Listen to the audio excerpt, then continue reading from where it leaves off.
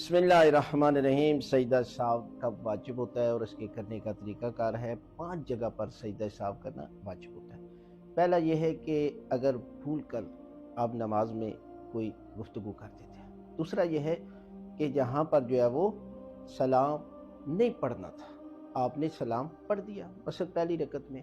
तीसरा यह है कि तशहुद को भूल जाना, हर दूसरी रकत में तशहुद होता है, वो तशहुद को भूल गया।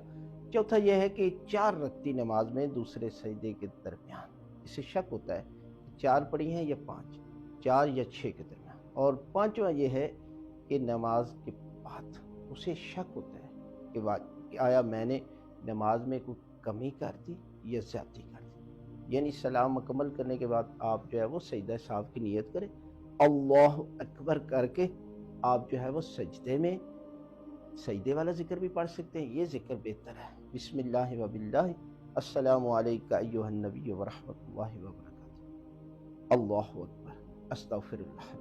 फिर सजदे में चले जाएं, फिर यही जिक्र पढ़ें और इसके बाद जो है वो तशहुद पढ़ें। तशहुद के बाद आप एक दफ़ा अस्सलामु अलैकुम व रहमतुल्लाहि व बरकातुहू। ये तरीक़ाकार है कि सजदा साफ करने